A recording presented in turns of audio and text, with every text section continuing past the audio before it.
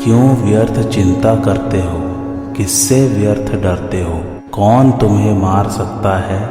आत्मा न पैदा होती है न मरती है। जो हुआ वह अच्छा ही हुआ, जो हो रहा है वह अच्छा ही हो रहा है, जो होगा वह भी अच्छा ही होगा। तुम भूत का पश्चाताप न करो, भविष्य की चिंता न करो। वर्तमान चल रहा है, वर्तमान में रहकर जीवन जीना ही सार्थक है।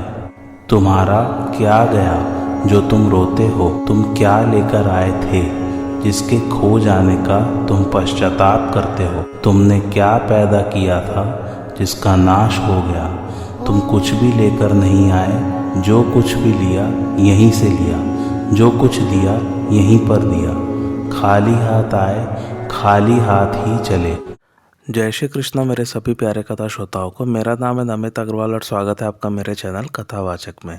आइए आज की कथा आरंभ करते हैं। भगवान का भोक्ता बनना क्या है। भगवान ने कहा है कि महात्माओं की दृष्टि में सब कुछ वासुदेव ही है और मेरी दृष्टि में भी सत असत सब कुछ मैं ही हूँ। जब सब कुछ मैं ही हूँ तो कोई किसी देवता की पुष्टि के लिए यज्ञ करता है, उस यज्ञ के द्वारा देवता रूप में मेरी ही पुष्टि होती है। कोई किसी को दान देता है तो दान लेने वाले के रूप में मेरा ही अभाव दूर होता है, उससे मेरी ही सहायता होती है। कोई तप करता है तो उस तप से तपस्वी के रूप में मेरे को ही सुख शांति मिलती है। कोई किसी को भोजन कराता है तो उस भोजन से प्राणों के रूप में मेरी ही तृप्ति होती है। कोई शौच स्नान करता है तो उससे उस मनुष्य के रूप में मेरे को ही प्रसन्नता होती है। कोई पेड़ पौधों को खाद देता है, उनको जल से सींचता है तो वह खाद और जल पेड़ पौधों के रूप में मेरे को ही मिलता है और उनसे मेरी ही पुष्टि होती है। कोई किसी दीन दुखी अपाहिज की तन मन धन से सेवा करता है तो वह मेरी ही सेवा होती है। कोई वैद्य डॉक्टर किसी रोगी का इलाज करता है तो वह इलाज मेरा ही होता है। कोई कुत्तों को रोटी डालता है, कबूतरों को दाना डालता है, गायों की सेवा करता है, भूखों को अन्न देता है, प्यासों को जल पिलाता है, तो उन सब के रूप में मेरी ही सेवा होती है। उन सब वस्तुओं को मैं ही ग्रहण करता हूँ। एक कथा सुनी है कि एक बार श्री नामदेव जी महाराज तीर्थ यात्रा में गए। यात्रा में कहीं पर एक वृक्ष के नीचे उन्होंने रोटियां बनाई और सामान में से घी लेने के लिए पीछे घूमे तो इतने में ही एक कुत्ता आकर मुंह में रोटी लेकर भागा। नामदेव जी महाराज ने घी लेकर देखा कि कुत्ता रोटी लेकर भाग रहा है तो वे भी हाथ में घी का पात्र लिए उसके पीछे भागते हुए कहने लगे, हे नाथ, आपको ही तो भोग लगाना है, फिर रूखी रोटी लेकर क्यों भाग रहे हो। रोटी पर थोड़ा घी तो लगाने दीजिए। नामदेव जी के ऐसा कहते ही कुत्ते में से भगवान प्रकट हो गए। कुत्ते में भगवान के सिवाय और था ही कौन। नामदेव जी जान गए तो वे प्रकट हो गए। इस प्रकार प्राणी मात्र में तत्व से भगवान ही है। इसलिए जिस किसी को जो कुछ दिया जाता है वह भगवान को ही मिलता है। जैसे कोई किसी मनुष्य की सेवा करे, उसके किसी अंग की सेवा करे, उसके कुटुंब की सेवा करे तो वह सब सेवा उस मनुष्य की ही होती है। ऐसे ही मनुष्य जहाँ कहीं सेवा करे, जिस किसी की सहायता करे, वह सेवा और सहायता मेरे को ही मिलती है। कारण कि मेरे बिना अन्य कोई है ही नहीं। मैं ही अनेक रूपों में प्रकट हुआ हूँ। तात्पर्य यह हुआ कि अनेक रूपों में सब कुछ ग्रहण करना ही भगवान का भोक्ता बनना है। भगवान का मालिक बनना क्या है। भगवत तत्व को जानने वाले भक्तों की दृष्टि में अपरा और परा प्रकृति रूप मात्र संसार के मालिक भगवान ही है। संसार मात्र पर उनका ही अधिकार है। सृष्टि की रचना करे या न करे, संसार की स्थिति रखे या न रखे, प्रलय करे या न करे, प्राणियों को चाहे जहाँ रखे, उनका चाहे जैसे संचालन करे, चाहे जैसा उपभोग करे, अपनी मर्जी के मुताबिक चाहे जैसा परिवर्तन करे, आदि मात्र परिवर्तन परिवर्धन करने में भगवान की बिल्कुल स्वतंत्रता है। तात्पर्य यह हुआ कि जैसे भोगी पुरुष भोग और संग्रह का चाहे जैसा उपभोग करने में स्वतंत्र है, जबकि उसकी स्वतंत्रता मानी हुई है वास्तव में नहीं है, ऐसे ही भगवान मात्र संसार का चाहे जैसा परिवर्तन परिवर्धन करने में सर्वथा स्वतंत्र है। भगवान की ये वह स्वतंत्रता वास्तविक है। यही भगवान का मालिक बनना है। वास्तव में सत असत जड़ चेतन आदि सब कुछ मैं ही हूँ। अतः जो भी कर्तव्य कर्म किए जाएं, उन कर्मों का और उनके फलों का भोक्ता मैं ही हूँ तथा संपूर्ण सामग्री का मालिक भी मैं ही हूँ। परंतु जो मनुष्य इस तत्व को नहीं जानते वे तो यही समझते हैं कि हम जिस किसी को जो कुछ देते हैं, खिलाते हैं, पिलाते हैं, वह सब उन प्राणियों को ही मिलता है। जैसे हम यज्ञ करते हैं तो यज्ञ के भोक्ता देवता बनते हैं, दान देते हैं तो दान का भोक्ता वह लेने वाला बनता है। कुत्ते को रोटी और गाय को घास देते हैं तो उस रोटी और घास के भोक्ता कुत्ता और गाय बनते हैं।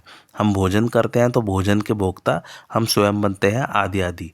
तात्पर्य यह हुआ कि वे सब रूपों में मेरे को न मानकर अन्य को ही मानते हैं, इसी से उनका पतन होता है। इसलिए मनुष्य को चाहिए कि वह किसी अन्य को भोक्ता और मालिक न मानकर केवल मेरे को ही भोक्ता और मालिक माने, अर्थात जो कुछ चीज दी जाए उसको मेरी ही समझकर मेरे अर्पण करे। दूसरा भाव यह है कि मनुष्य के पास जो कुछ भोग और ऐश्वर्य है वह सब मेरा ही है और मेरे विराट रूप संसार की सेवा के लिए ही है। परंतु भोग और ऐश्वर्य में आसक्त मनुष्य उस तत्व को न जानने के कारण उस भोग और ऐश्वर्य को अपना और अपने लिए मान लेते हैं, जिससे वे यही समझते हैं कि ये सब चीज़ें हमारे उपभोग में आने वाली हैं और हम इनके अधिपति हैं, मालिक हैं। पर वास्तव में वे उन चीज़ों के गुलाम हो जाते हैं। वे जितना ही उन चीज़ों को अपनी और अपने लिए मानते हैं उतने ही उनके पराधीन हो जाते हैं। फिर वे उन चीज़ों के बनने बिगड़ने से अपना बनना बिगड़ना मानने लगते हैं, इसलिए उनका पतन हो जाता है। तात्पर्य यह हुआ कि मेरे को संपूर्ण यज्ञों का भोक्ता और मालिक जानने से मुक्ति हो जाती है और न जानने से पतन हो जाता है। भगवान को प्राप्त न होने से उनका पतन हो जाता है। वे शुभ कर्म करके ऊंचे ऊंचे लोकों में चले जाएं तो यह भी उनका पतन है, क्योंकि वहां से उनको पीछे लौटकर आना ही पड़ता है। वे आवागमन को प्राप्त होते ही रहते हैं, मुक्त नहीं हो सकते। भगवान ने अपने को संपूर्ण यज्ञों और तपों का भोक्ता बताया है। वहां तो भगवान ने अन्वय रीति से अपने को संपूर्ण यज्ञों का भोक्ता जानने वालों को शांति प्राप्त होने की बात कही है, और यहाँ व्यतिरेक रीति से वैसा न जानने वालों का पतन होने की बात कही है। स्वयं भोक्ता बनने से ही पतन होता है। भगवान को संपूर्ण शुभ कर्मों का भोक्ता मानने से अपने में भोक्तापन या भोगेच्छा नहीं रहती। भोगेच्छा न रहने से शांति प्राप्त हो जाती है। वास्तव में संपूर्ण कर्मों के महाकर्ता और महाभोक्ता भगवान ही है, परंतु कर्ता भोक्ता होते हुए भी भगवान वास्तव में निर्लिप्त ही हैं, अर्थात उनमें कर्तृत्व भोक्तृत्व नहीं है। जो भगवान को संपूर्ण यज्ञों का भोक्ता और मालिक न मानकर देवता आदि का सकाम भाव से पूजन करते हैं, उनकी गतियों का वर्णन आगे के श्लोक में करते हैं।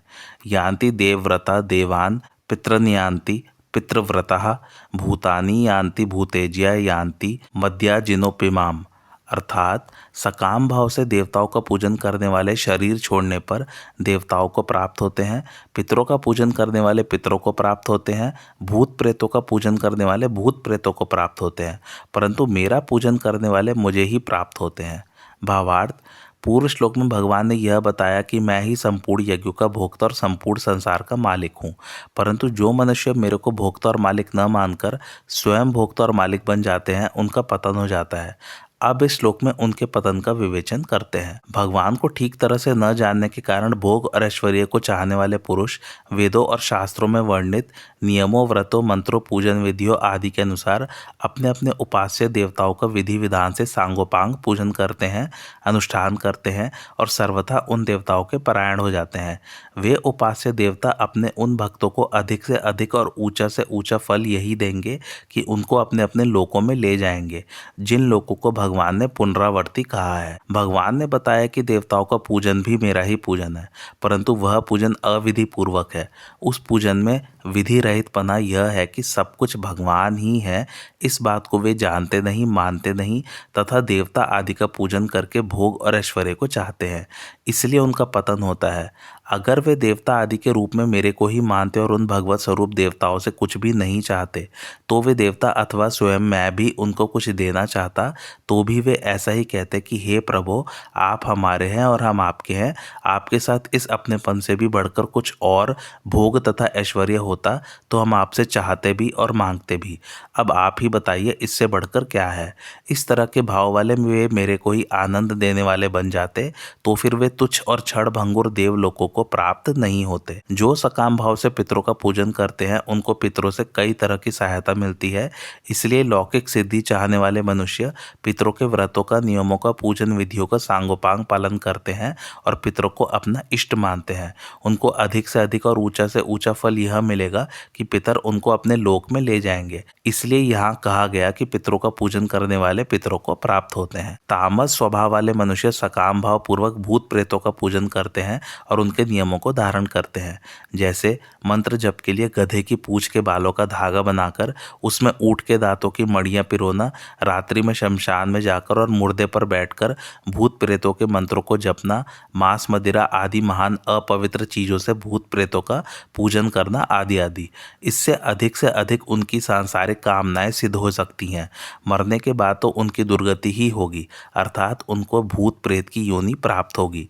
इसलिए यहाँ कहा गया कि भूतों का पूजन करने वाले भूत प्रेतों को प्राप्त होते हैं। जो अनन्य भाव से किसी भी तरह मेरे भजन पूजन और चिंतन में लग जाते हैं, वे निश्चित रूप से मेरे को ही प्राप्त होते हैं। सांसारिक भोग और ऐश्वर्य की कामना वाले मनुष्य अपने अपने इष्ट के पूजन आदि में तत्परता से लगे रहते हैं और इष्ट की प्रसन्नता के लिए सब काम करते हैं, परंतु भगवान के भजन ध्यान में लगने वाले जिस तत्व को प्राप्त होते हैं, उसको प्राप्त न होकर वे बार बार सांसारिक तुच्छ भोगों को और नरकों तथा 84 लाख योनियों को प्राप्त होते रहते हैं। इस तरह जो मनुष्य जन्म पाकर भगवान के साथ प्रेम का संबंध जोड़कर उनको भी आनंद देने वाले हो सकते थे, वे सांसारिक तुच्छ कामनाओं में फंसकर और तुच्छ देवता पितर आदि के फेरे में पड़कर कितनी अनर्थ परंपरा को प्राप्त होते हैं। इसलिए मनुष्य को बड़ी सावधानी से केवल भगवान में ही लग जाना चाहिए। देवता पितर ऋषि मुनि मनुष्य आदि में भगवत बुद्धि हो और निष्काम भाव पूर्वक केवल उनकी पुष्टि के लिए, उनके हित के लिए ही उनकी सेवा पूजा की जाए तो भगवान की प्राप्ति हो जाती है। इन देवता आदि को भगवान से अलग मानना और अपना सकाम भाव रखना ही पतन का कारण है। भूत प्रेत पिशाच आदि योनि ही अशुद्ध है और उनकी पूजा विधि सामग्री आराधना आदि भी अत्यंत अपवित्र है। इनका पूजन करने वाले इनमें न तो भगवत बुद्धि कर सकते हैं और न निष्काम भाव ही रख सकते हैं। अगर भक्त का किसी भूत प्रेत में भगवत भाव हो भी जाए तो उस भूत प्रेत का उद्धार हो जाता है और भक्त को भगवान के दर्शन हो जाते हैं। जैसे भक्त नामदेव जी को एक बार लंबे कद का एक भयंकर प्रेत दिखाई दिया तो वे उसे भगवत स्वरूप ही समझकर प्रसन्नता पूर्वक कह उठे, भले पधारे लंबकनाथ, धरनी पांव स्वर्ग लो माथा, जोजन भर के लांबे हाथ, शिव संकादिक पार न पावे, अनगिन साज सजाए साथ, नामदेव के तुम ही स्वामी कीजय मोको आज सनाथ। इससे उस प्रेत का उद्धार हो गया और उसकी जगह भगवान प्रकट हो गए। इस विषय में थोड़े वर्ष पहले की एक सच्ची घटना है। कोई कर्ण पिशाचिनी की उपासना करने वाला था। उसके पास कोई भी कुछ पूछने आता तो वह उसके बिना पूछे ही बता देता कि यह तुम्हारा प्रश्न है और यह उसका उत्तर है। इससे उसने बहुत रुपए कमाए।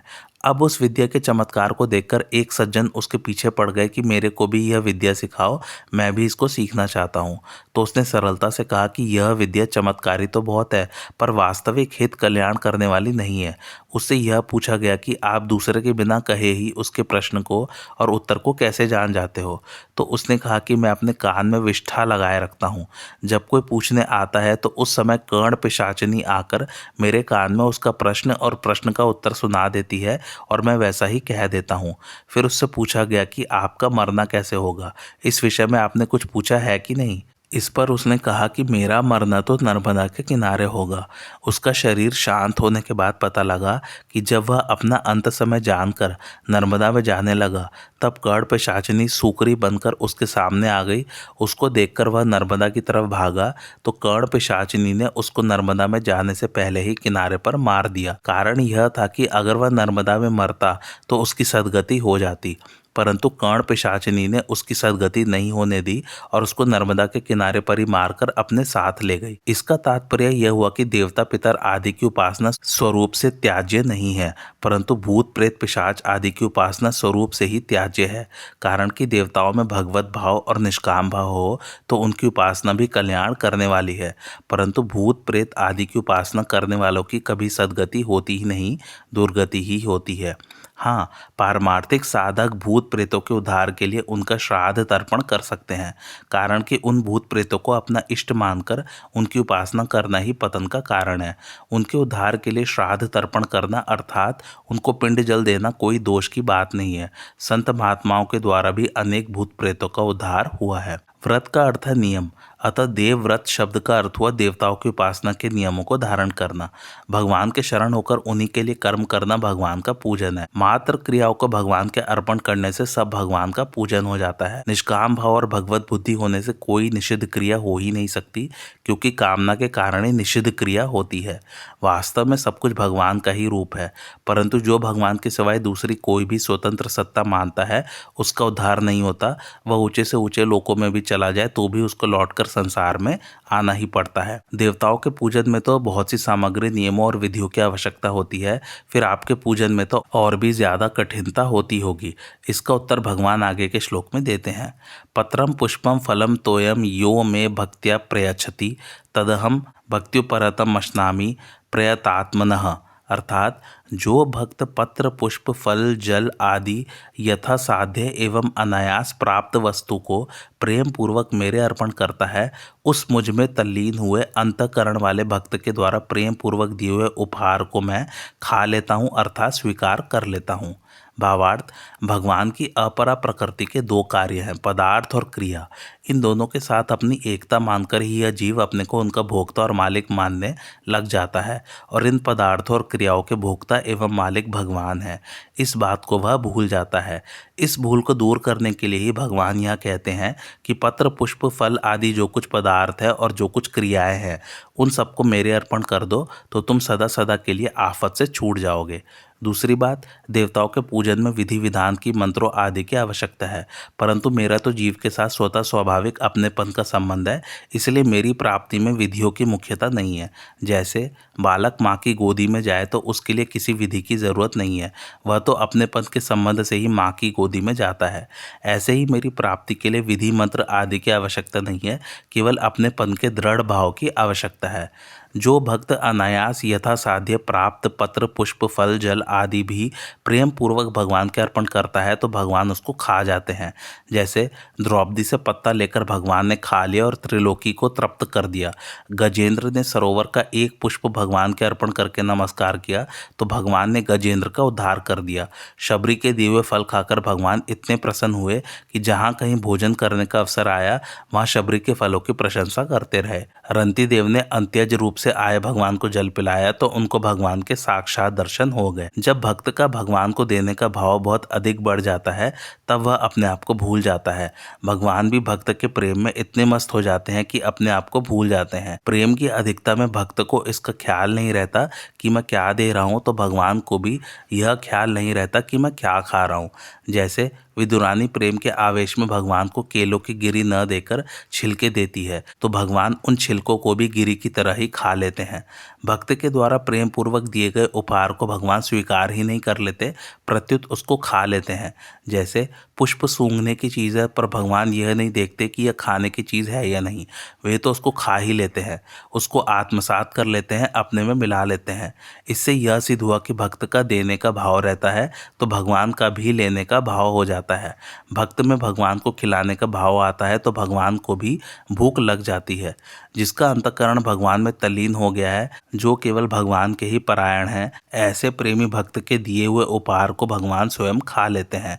यहाँ पत्र, पुष्प, फल और जल, इन चारों का नाम लेने का तात्पर्य यह है कि पत्र, पुष्प और फल ये तीनों जल से पैदा होने के कारण जल के कार्य हैं और जल इनका कारण है। इसलिए ये पत्र, पुष्प आदि कार्य कारण रूप मात्र पदार्थों के उपलक्षण है, क्योंकि मात्र सृष्टि जल का कार्य है और जल उसका कारण है। अतः मात्र पदार्थों को भगवान के अर्पण करना चाहिए। भक्ति पूर्वक देने से वह वस्तु भक्ति रूप, प्रेम रूप हो जाती है तो भगवान उसको आत्मसात कर लेते हैं, अपने में मिला लेते हैं, क्योंकि वे प्रेम के भूखे हैं। इस श्लोक में पदार्थों की मुख्यता नहीं है, प्रत्युत भक्त के भाव की मुख्यता है, क्योंकि भगवान भाव के भूखे हैं, पदार्थों के नहीं। अतः अर्पण करने वाले का भाव मुख्य होना चाहिए। जैसे कोई अत्यधिक गुरु भक्त शिष्य हो तो गुरु की सेवा में उसका जितना समय वस्तु क्रिया लगती है उतना ही उसको आनंद आता है, प्रसन्नता होती है।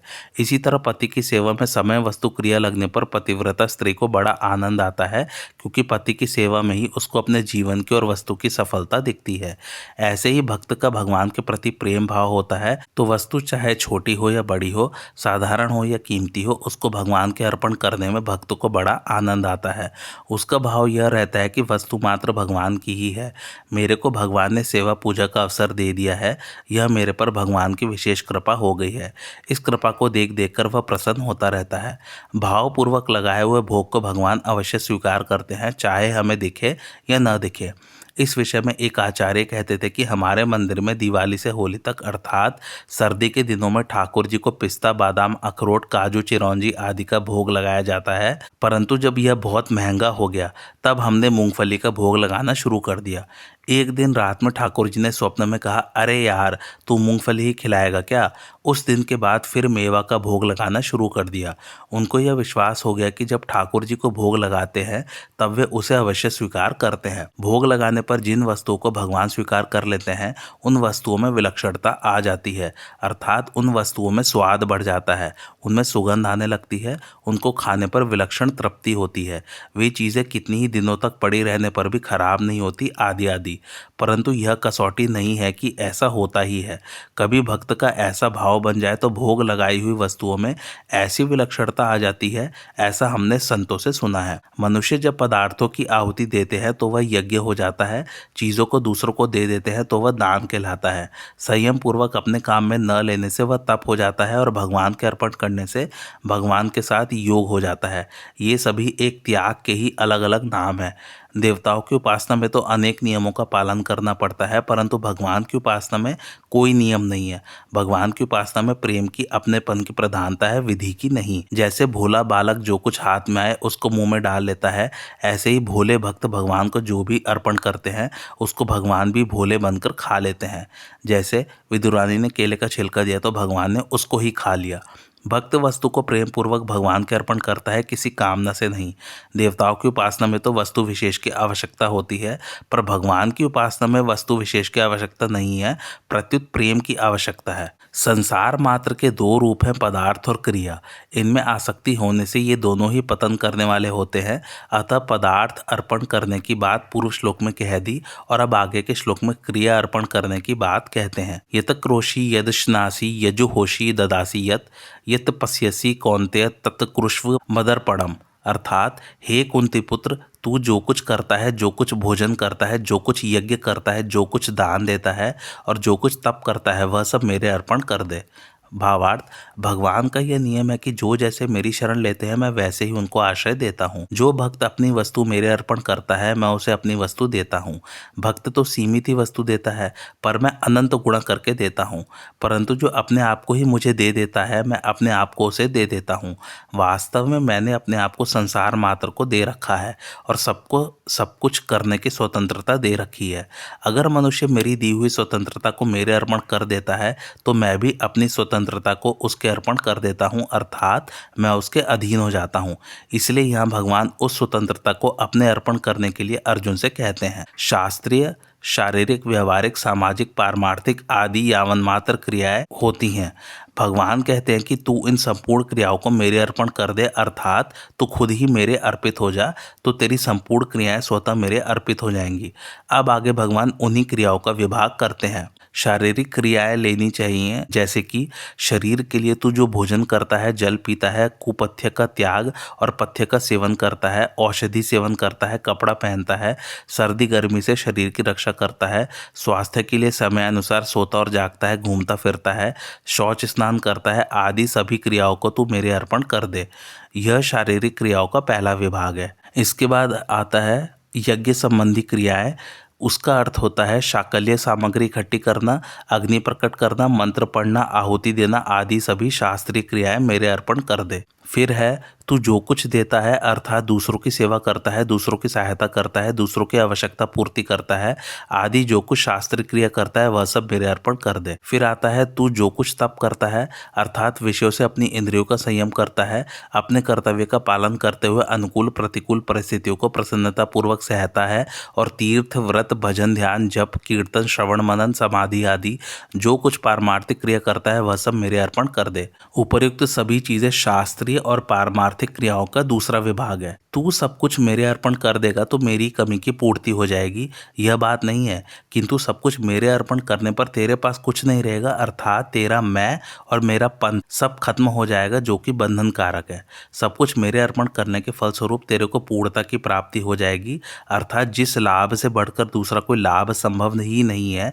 और जिस लाभ में स्थित होने पर बड़े भारी दुख से भी विचलित नहीं किया जा सकता, अर्थात जहाँ दुखों के संयोग का ही अत्यंत वियोग है, ऐसा लाभ तेरे को प्राप्त हो जाएगा। एक एक क्रिया अर्पण करने का भी अपार महात्म्य है, फिर संपूर्ण क्रियाएं अर्पण की जाए तब तो कहना ही क्या है। भगवान ने पत्र पुष्प आदि अर्पण करने की बात कही, जो कि अनायास अर्थात बिना परिश्रम के प्राप्त होते हैं, परंतु इसमें कुछ न कुछ उद्योग तो करना ही पड़ेगा, अर्थात सुगम से सुगम वस्तु को भी भगवान के अर्पण करने का नया उद्योग करना पड़ेगा। परंतु भगवान ने उससे भी विलक्षण बात बताई है कि कोई नए पदार्थ नहीं देने हैं, कोई नई क्रिया नहीं करनी है और कोई नया उद्योग भी नहीं करना है, प्रत्युत हमारे द्वारा जो लौकिक पारमार्थिक आदि स्वाभाविक क्रियाएं होती हैं उनको भगवान के अर्पण कर देना है। इसका तात्पर्य यह हुआ कि भगवान के लिए किसी वस्तु और क्रिया विशेष को अर्पण करने की जरूरत नहीं है, प्रत्युत खुद को ही अर्पित करने की जरूरत है। खुद अर्पित होने से सब क्रियाएं स्वाभाविक भगवान के अर्पण हो जाएंगी, भगवान की प्रसन्नता का हेतु हो जाएंगी। जैसे बालक अपनी माँ के सामने खेलता है, कभी दौड़कर दूर चला जाता है और फिर दौड़कर गोद में आ जाता है, कभी पीठ पर चढ़ जाता है आदि जो कुछ क्रिया बालक करता है, उस क्रिया से माँ प्रसन्न होती है। माँ की इस प्रसन्नता में बालक का माँ के प्रति अपनेपन का भाव ही हेतु है। ऐसे ही शरणागत भक्त का भगवान के प्रति अपनेपन का भाव होने से भक्त की प्रत्येक क्रिया से भगवान को प्रसन्नता होती है। अतः जो चीज़ या क्रिया भगवान के अर्पण की जाएगी वह भगवान की आज्ञा के अनुसार भगवान के अनुकूल ही होगी। जैसे किसी त्यागी पुरुष को कोई वस्तु दी जाएगी तो उसके अनुकूल ही दी जाएगी, निषिद्ध वस्तु नहीं दी जाएगी। ऐसे ही भगवान को कोई वस्तु या क्रिया अर्पण की जाएगी तो उनके अनुकूल विहित वस्तु या क्रिया ही अर्पण की जाएगी, निषिद्ध नहीं। कारण कि जिसका भगवान के प्रति अर्पण करने का भाव है उसके द्वारा न तो निषिद्ध क्रिया होने की संभावना है और न निषिद्ध क्रिया अर्पण करने की ही संभावना है। अगर कोई कहे कि हम तो चोरी आदि निषिद्ध क्रिया भी भगवान के अर्पण करेंगे, तो यह नियम है कि भगवान को दिया वो अनंत गुणा होकर के मिलता है, इसलिए अगर चोरी आदि निषिद्ध क्रिया भगवान के अर्पण करोगे तो उसका फल भी अनंत गुणा होकर के मिलेगा, अर्थात उसका सांगोपांग दंड भोगना ही पड़ेगा। आदर पूर्वक देना और उसी की वस्तु उसी को देना अर्पण कहलाता है।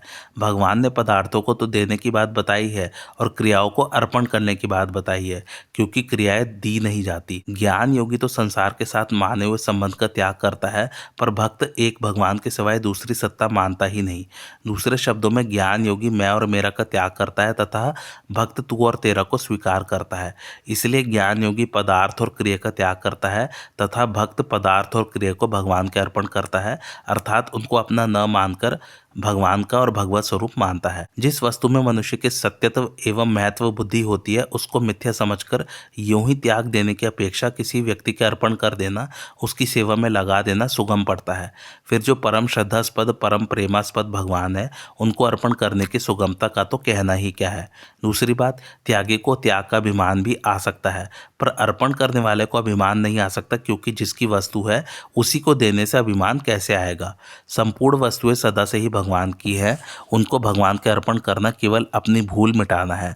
भूल मिटने पर अभिमान नहीं होता, प्रत्युत प्रसन्नता होती है। संसार को भगवान का मानते ही संसार से संबंध विच्छेद हो जाता है, अर्थात संसार लुप्त हो जाता है। संसार की स्वतंत्र सत्ता नहीं रहती, प्रत्युत भगवान ही रह जाते हैं। अतः संसार से संबंध विच्छेद करने के लिए भक्त को विवेक की जरूरत नहीं है। वह संसार से संबंध विच्छेद नहीं करता, प्रत्युत उसको भगवान का और भगवत स्वरूप मानता है, क्योंकि अपरा प्रकृति भगवान की ही है। पीछे के 2 श्लोकों में पदार्थ और क्रियाओं को भगवान के अर्पण करने का वर्णन करके अब आगे के श्लोक में उस अर्पण का फल बताते हैं। शुभाशुभ फलैरेवं मोक्ष से कर्म बंधन है, संन्यास योग युक्तात्मा विमुक्तो मामोप्यास्यसि। अर्थात इस प्रकार मेरे अर्पण करने से कर्म बंधन से और शुभ और अशुभ संपूर्ण कर्मों के फलों से तू मुक्त हो जाएगा। ऐसे अपने सहित सब कुछ मेरे अर्पण करने वाला और सबसे सर्वथा मुक्त हुआ तू मुझे प्राप्त हो जाएगा। भावार्थ, पूर्वोक्त प्रकार से सब पदार्थ और क्रियाएं मेरे अर्पण करने से, अर्थात तेरे स्वयं के मेरे अर्पित हो जाने से अनंत जन्मों के जो शुभ अशुभ कर्मों के फल हैं उन सब से तो मुक्त हो जाएगा। वे कर्मफल तेरे को जन्म मरण देने वाले नहीं होंगे। यहाँ शुभ और अशुभ कर्मों से अनंत जन्मों के लिए हुए संचित शुभ अशुभ कर्म लेने चाहिए, कारण कि भक्त वर्तमान में भगवद आज्ञा के अनुसार किए हुए कर्म ही भगवान को अर्पण करता है। भगवद आज्ञा के अनुसार किए हुए कर्म शुभ ही होते हैं, अशुभ होते ही नहीं। हाँ, अगर किसी रीति से, किसी परिस्थिति के कारण, किसी पूर्वाभ्यास के प्रवाह के कारण भक्त के द्वारा कदाचित किंचित मात्र भी कोई आनुषंगिक अशुभ कर्म बन जाए तो उसके हृदय में विराजमान भगवान उस अशुभ कर्म को नष्ट कर देते हैं। जितने भी कर्म किए जाते हैं वे सभी बाह्य होते हैं, अर्थात शरीर, मन, बुद्धि, इंद्रियों आदि के द्वारा ही होते हैं। इसलिए उन शुभ और अशुभ कर्मों का अनुकूल प्रतिकूल परिस्थिति के रूप में जो फल आता है वह भी बाह्य ही होता है। मनुष्य भूल से उन परिस्थितियों के साथ अपना संबंध जोड़कर सुखी दुखी होता रहता है। यह सुखी दुखी होना ही कर्म बंधन है और इसी से वह जन्मतः मरता है। परंतु भक्त की दृष्टि अनुकूल प्रतिकूल परिस्थितियों पर न रहकर भगवान की कृपा पर रहती है, अर्थात भक्त उनको भगवान का विधान ही मानता है, कर्मों का फल मानता ही नहीं। इसलिए वह अनुकूल प्रतिकूल परिस्थिति रूप कर्म बंधन से मुक्त हो जाता है। संपूर्ण कर्मों को भगवान के अर्पण करने का नाम संन्यास योग है। जैसे सांख्य योगी संपूर्ण कर्मों को मन से नव द्वार वाले शरीर में रखकर स्वयं सुखपूर्वक अपने स्वरूप में स्थित रहता है, ऐसे ही भक्त कर्मों के साथ अपने माने हुए संबंध को भगवान में रख देता है। तात्पर्य यह हुआ कि जैसे कोई सज्जन अपनी धरोहर को कहीं रख देता है, ऐसे ही भक्त अपने सहित अनंत जन्मों के संचित कर्मों को, उनके फलों को और उनके संबंध को भगवान में रख देता है। इसलिए उसको संन्यास योग कहा गया है। यहाँ कहते हैं कि इस प्रकार अर्पण करने से तू शुभ अशुभ कर्म फलों से मुक्त हो जाएगा। शुभ अशुभ कर्म फलों से मुक्त होने पर तू मेरे को प्राप्त हो जाएगा। तात्पर्य यह हुआ कि संपूर्ण कर्म फलों से मुक्त होना तो प्रेम प्राप्ति का साधन है और भगवान की प्राप्ति होना प्रेम की प्राप्ति है। शुभ और अशुभ कर्मों का बंधन क्या है? जैसे अशुभ कर्म बंधन कारक है, ऐसे ही शुभ कर्म भी बंधन कारक है।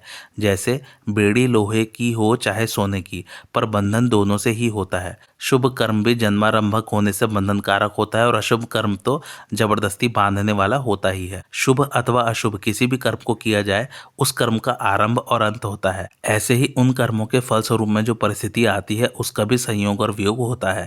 तात्पर्य यह हुआ कि जब कर्म और उनके फल निरंतर नहीं रहते तो फिर उनके साथ संबंध निरंतर कैसे रह सकता है? परंतु जब कर्म करने वाला कर्मों के साथ अपनापन कर लेता है तब उसका फल के साथ संबंध जुड़ जाता है। यद्यपि कर्म और फल के साथ संबंध कभी रह नहीं सकता, तथापि कर्ता उस संबंध को अपने में मान लेता है। कर्ता स्वरूप से नित्य है, इसलिए उस संबंध को अपने में स्वीकार करने से वह संबंध भी नित्य प्रतीत होने लगता है।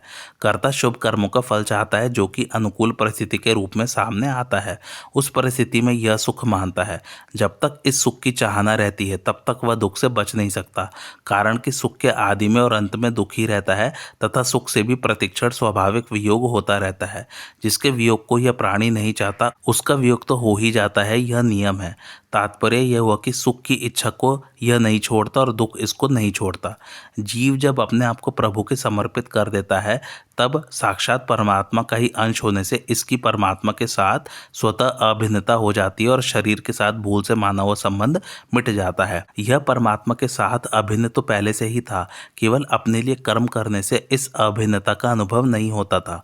अब अपने सहित कर्मों को भगवान के अर्पण करने से उसकी अपने लिए कर्म करने की मान्यता मिट जाती है तो उसको स्वाभाविक प्रेम की प्राप्ति हो जाती है। जब यह जीव अपने आप को भगवान के समर्पित कर देता है तो फिर उसके सामने जो कुछ अनुकूल प्रतिकूल परिस्थिति आती है वह सब दया और कृपा के रूप में परिणत हो जाती है।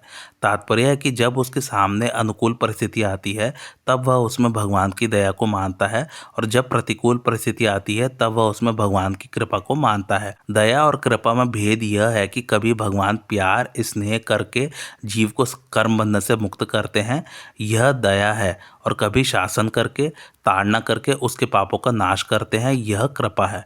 इस प्रकार दया और कृपा करके भगवान भक्त को सबल सहिष्णु बनाते हैं, परंतु भक्त तो दोनों में ही प्रसन्न रहता है, कारण कि उसकी दृष्टि अनुकूलता प्रतिकूलता की तरफ न रहकर केवल भगवान की तरफ ही रहती है। अतः उसकी दृष्टि में भगवान की दया और कृपा दो रूप से नहीं होती, प्रत्युत एक ही रूप से होती है। जैसा कि कहा है, जिस प्रकार बालक का पालन करने और ताड़ना करने दोनों में माँ की कहीं अकृपा नहीं होती, उसी प्रकार जीवों के गुण दोषों का नियंत्रण करने वाले परमेश्वर की कहीं किसी पर अकृपा नहीं होती। भगवान ने जो बात कहनी आरंभ की थी उसी का उपसंहार करते हुए कहते हैं कि संपूर्ण क्रिया और पदार्थों को अपने सहित मेरे अर्पण करने से तू कर्म बंधन से तथा शुभ अशुभ दोनों कर्मों के फलों से मुक्त होकर मेरे को ही प्राप्त हो जाएगा। कर्म भी शुभ अशुभ होते हैं और फल भी शुभ अशुभ होता है। दूसरों के हित के लिए करना शुभ कर्म है और अपने लिए करना अशुभ कर्म है। अनुकूल परिस्थिति शुभ फल है और प्रतिकूल परिस्थिति परिस्थिति अशुभ फल है। भगवान का भक्त शुभ कर्मों को भगवान के अर्पण कर देता है, अशुभ कर्म करता ही नहीं और शुभ अशुभ फल से अर्थात अनुकूल प्रतिकूल परिस्थिति से सुखी दुखी नहीं होता। उसके अनंत जन्मों के संचित शुभ अशुभ कर्म भस्म हो जाते हैं। जैसे जलता हुआ घास का टुकड़ा फेंकने से सब घास जल जाता है। भगवान के अर्पण करने से संसार का संबंध नहीं रहता, केवल भगवान का संबंध रह जाता है, जो कि स्वतः पहले से ही है। जो अपना नहीं है उसको अपना मानने से सिवाय बंधन के कुछ नहीं होता। अपना मानने से वस्तु तो रहती नहीं, केवल बंधन रह जाता है। भक्त का किसी भी वस्तु व्यक्ति और क्रिया में अपनापन न रहने से वह विमुक्त हो जाता है। यहाँ समर्पण योग को संन्यास योग नाम से कहा गया है। भक्त भगवान से अभिन्न हो जाता है, उसकी अपनी स्वतंत्र सत्ता नहीं रहती, इसी को प्रेमाद्वैत कहा गया है। अब एक शंका होती है कि जो भगवान के समर्पित होते हैं उनको तो भगवान मुक्त कर देते हैं और जो भगवान के समर्पित नहीं होते उनको भगवान मुक्त नहीं करते। इसमें तो भगवान की दयालुता और समता नहीं हुई, प्रत्युत विषम दृष्टि और पक्षपात हुआ। इस पर कहते हैं, समोहम सर्वभूतेषु न मे द्वेष्योस्ति न प्रियः ये भजन्ति तू माम भक्त्या मयि ते तेषु चाप्यहम। अर्थात मैं संपूर्ण प्राणियों में समान हूँ, उन प्राणियों में न तो कोई मेरा द्वेषी है और न कोई प्रिय है, परंतु जो प्रेम पूर्वक मेरा भजन करते हैं वे मुझ में हैं और मैं भी उनमें हूँ। भावार्थ, मैं स्थावर जंगम आदि संपूर्ण प्राणियों में व्यापक रूप से और कृपा दृष्टि से सम हूँ। तात्पर्य है कि मैं सब में समान रूप से व्यापक परिपूर्ण हूँ और मेरी सब पर समान रूप से कृपा दृष्टि है। मैं कहीं कम हूँ और कहीं अधिक हूँ, अर्थात चींटी होने से उसमें कम हूँ और हाथी बड़ा होने से उसमें अधिक हूँ, अंत्यज में कम हूँ और ब्राह्मण में अधिक हूँ। जो मेरे प्रतिकूल चलते हैं उनमें मैं कम हूँ और जो मेरे अनुकूल चलते हैं उनमें मैं अधिक हूँ। यह बात है ही नहीं, कारण कि सबके सब प्राणी मेरे अंश है, मेरे स्वरूप है। मेरे स्वरूप होने से वे मेरे से कभी अलग नहीं हो सकते और मैं भी उनसे कभी अलग नहीं हो सकता। इसलिए मैं सब में समान हूँ, मेरा कहीं कोई पक्षपात नहीं है। तात्पर्य यह हुआ कि प्राणियों में जन्म से, कर्म से, परिस्थिति से, घटना से, संयोग वियोग आदि से अनेक तरह से विषमता होने पर भी मैं सर्वथा सर्वदा सब में समान रीति से व्यापक हूँ, कहीं कम और कहीं ज्यादा नहीं हूँ। पहले भगवान ने कहा कि मैं संपूर्ण प्राणियों में समान हूँ, अब उसी का विवेचन करते हुए कहते हैं कि कोई भी प्राणी मेरे राग द्वेष का विषय नहीं है। तात्पर्य है कि मेरे से विमुख होकर कोई प्राणी शास्त्रीय यज्ञ दान आदि कितने ही शुभ कर्म करे तो भी वह मेरे राग का विषय नहीं है, और दूसरा शास्त्र निषिद्ध अन्याय अत्याचार आदि कितने ही अशुभ कर्म करे तो भी वह मेरे द्वेष का विषय नहीं है। कारण कि मैं संपूर्ण प्राणियों में समान रीति से व्याप्त हूँ, सब पर मेरी समान रीति से कृपा है और सब प्राणी मेरे अंश होने से मेरे को समान रीति से प्यारे हैं। हाँ, यह बात जरूर है कि जो सकाम भाव पूर्वक शुभ कर्म करेगा वह ऊंची गति में जाएगा और जो अशुभ कर्म करेगा वह नीची गति में अर्थात नरकों को तथा 84 लाख योनियों में जाएगा। परंतु वे दोनों पुण्यात्मा और पापात्मा होने पर भी मेरे राग द्वेष के विषय नहीं है। मेरे रचे हुए पृथ्वी, जल, अग्नि, वायु और आकाश ये भौतिक पदार्थ भी प्राणियों के अच्छे बुरे आचरणों तथा भाव को लेकर उनको रहने का स्थान देने में, उनकी प्यास बुझाने में, उनको प्रकाश देने में, उनको चलने फिरने के लिए अवकाश देने में राग द्वेष पूर्वक विषमता नहीं करते, प्रत्युत सबको समान रीति से देते हैं। फिर प्राणी अपने अच्छे बुरे आचरणों को लेकर मेरे राग द्वेष के विषय कैसे बन सकते हैं? अर्थात नहीं बन सकते, कारण कि वे साक्षात मेरे ही अंश है, मेरे ही स्वरूप है। जैसे किसी व्यक्ति के एक हाथ में पीड़ा हो रही है, वह हाथ शरीर के किसी काम में नहीं आता, दर्द होने से रात में नींद नहीं लेने देता, काम करने में बाधा डालता है और दूसरा हाथ सब प्रकार से शरीर के काम आता है, परंतु उस व्यक्ति का किसी हाथ के प्रति राग या द्वेष नहीं होता कि यह तो अच्छा है और यह मंदा है, क्योंकि दोनों ही हाथ उसके अंग है और अपने अंग के प्रति किसी के राग द्वेष नहीं होते। ऐसे ही कोई मेरे वचनों सिद्धांतों के अनुसार चलने वाला हो, पुण्यात्मा से पुण्यात्मा हो, और दूसरा कोई मेरे वचनों सिद्धांतों का खंडन करने वाला हो, मेरे विरुद्ध चलने वाला हो, पापी से पापी हो, तो उन दोनों को लेकर मेरे राग द्वेष नहीं होते। उनके अपने अपने बर्तावों में, आचरणों में भेद है, इसलिए उनके परिणाम में भेद होगा, पर मेरा किसी के प्रति राग द्वेष नहीं है।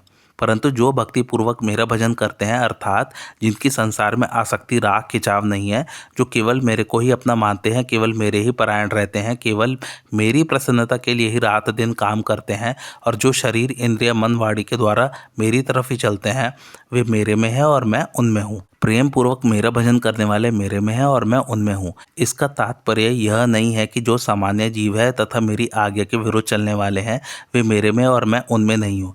प्रत्युत वे अपने को मेरे में मानते ही नहीं। वे ऐसा कह देते हैं कि हम तो संसारी जीव हैं, संसार में रहने वाले हैं। वे यह नहीं समझते कि संसार शरीर तो कभी एक रूप एक रस रहता ही नहीं, तो ऐसे संसार शरीर में हम कैसे स्थित रह सकते हैं। इसको न जानने के कारण ही वे अपने को संसार शरीर में स्थित मानते हैं। उनकी अपेक्षा जो रात दिन मेरे भजन स्मरण में लगे हुए हैं, बाहर भीतर ऊपर नीचे सब देश में सब काल में सब वस्तु व्यक्ति घटना परिस्थिति क्रिया आदि में और अपने आप में भी मेरे को ही मानते हैं, वे मेरे में विशेष रूप से हैं और मैं उनमें विशेष रूप से हूँ। दूसरा भाव यह है कि जो मेरे साथ मैं भगवान का हूँ और भगवान मेरे हैं, ऐसा संबंध जोड़ लेते हैं, उनकी मेरे साथ इतनी घनिष्ठता हो जाती है कि मैं और वे एक हो जाते हैं, इसलिए वे मेरे में और मैं उनमें हूँ। तीसरा भाव यह कि उनमें मैंपन नहीं रहता, क्योंकि मैंपन एक परिच्छिन्नता है। इस परिच्छिन्नता के मिटने से वे मेरे में ही रहते हैं। अब कोई भगवान से कहे कि आप भक्तों में विशेषता से प्रकट हो जाते हैं और दूसरों में कम रूप से प्रकट होते हैं, यह आपकी विषमता क्यों? तो भगवान कहते हैं कि भैया, मेरे में यह विषमता तो भक्तों के कारण है।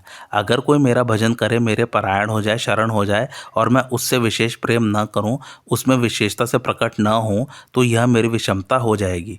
कारण कि भजन करने वाले और भजन न करने वाले दोनों में मैं बराबर ही रहूं तो यह न्याय नहीं होगा, प्रत्युत मेरी विषमता होगी। इससे भक्तों के भजन का और उनका मेरी तरफ लगने का कोई मूल्य ही नहीं रहेगा। यह विषमता मेरे में न आ जाए, इसलिए जो जिस प्रकार मेरी शरण लेते हैं, मैं भी उसी प्रकार उनको आश्रय देता हूँ। अतः यह विषमता मेरे में भक्तों के भाव को लेकर ही है। केवल भगवान में ही नहीं, प्रत्युत जीवन मुक्त श्रेष्ठ महापुरुषों में भी सामने वाले के गुणों भाव आचरणों आदि को लेकर पक्षपात हो जाता है। जैसे कोई पुत्र अच्छा काम करता है तो सुपुत्र कहलाता है और खराब काम करता है तो कुपुत्र कहलाता है। यह सुपुत्र कुपुत्र का भेद तो उनके आचरणों के कारण हुआ है। माँ बाप के पुत्र भाव में कोई फर्क नहीं पड़ता। गाय के थनों में चीचड़ रहते हैं, वे दूध न पीकर खून पीते हैं, तो यह विषमता गाय की नहीं है, प्रत्युत चीचड़ों की अपनी बनाई हुई है। बिजली के द्वारा कहीं बर्फ जम जाती है और कहीं आग पैदा हो जाती है, तो यह विषमता बिजली की नहीं है, प्रत्युत यंत्रों की है। ऐसे ही जो भगवान में रहते हुए भी भगवान को नहीं मानते, उनका भोजन नहीं करते, तो यह विषमता उन प्राणियों की ही है, भगवान की नहीं। जैसे लकड़ी का टुकड़ा, कांच का टुकड़ा और आतशी शीशा, इन तीनों में सूर्य की कोई विषमता नहीं है, परंतु सूर्य के सामने रखने पर लकड़ी का टुकड़ा सूर्य की किरणों को रोक देता है, कांच का टुकड़ा किरणों को नहीं रोकता और आतशी शीशा किरणों को एक जगह केंद्रित करके अग्नि प्रकट कर देता है। तात्पर्य है कि यह विषमता सामने आने वाले पदार्थों की है, सूर्य की नहीं। सूर्य की किरणें तो सब पर एक समान ही पड़ती हैं। वे पदार्थ उन किरणों को जितनी पकड़ लेते हैं, उतनी ही वे किरणें उनमें प्रकट हो जाती है। ऐसे ही भगवान सब प्राणियों में समान रूप से व्यापक है, परिपूर्ण है। परंतु जो प्राणी भगवान के सम्मुख हो जाते हैं, भगवान का और भगवान की कृपा का प्राकट्य उनमें विशेषता से हो जाता है। उनकी भगवान में जितनी अधिक प्रियता होती है, भगवान की भी उतनी ही अधिक प्रियता प्रकट हो जाती है। वे अपने आप को भगवान को दे देते हैं, तो भगवान भी अपने आप को उनको दे देते हैं। इस प्रकार भक्तों के भाव के अनुसार ही भगवान की विशेष कृपा प्रियता आदि प्रकट होती है। तात्पर्य यह हुआ कि मनुष्य सांसारिक राग के कारण ही अपने को संसार में मानते हैं। जब वे भगवान का प्रेम पूर्वक भजन करने लग जाते हैं, तब उनका सांसारिक राग मिट जाता है और वे अपनी दृष्टि से भगवान में हो जाते हैं और भगवान उनमें हो जाते हैं। भगवान की दृष्टि से तो वे वास्तव में भगवान में ही थे और भगवान भी उनमें थे। केवल राग के कारण वे अपने को भगवान में और भगवान को अपने में नहीं मानते थे। मनुष्य किसी भी देश के हो, किसी भी वेश में हो, किसी भी अवस्था के हो, किसी भी संप्रदाय के हो, किसी भी वर्ण के हो, किसी भी आश्रम के हो, कैसी ही योग्यता वाले हो, वे अगर भक्ति पूर्वक मेरा भजन करते हैं तो वे मेरे में हैं और मैं उनमें हूँ। अगर भगवान यहाँ किसी वर्ण आश्रम संप्रदाय जाति आदि को लेकर कहते, तब तो भगवान में विषमता पक्षपात का होना सिद्ध हो जाता। परंतु भगवान सबको भजन करने की और मैं भगवान में हूँ और भगवान मेरे में है, इसका अनुभव करने की पूरी स्वतंत्रता दे रखी है। आज की कथा यहीं समाप्त होती है। कैसी लगे आप लोग को मेरी कथा, मुझे कमेंट करके ज़रूर बताइए और मेरे चैनल कथावाचक को लाइक शेयर और सब्सक्राइब जरूर कीजिए। Thanks for watching. धन्यवाद।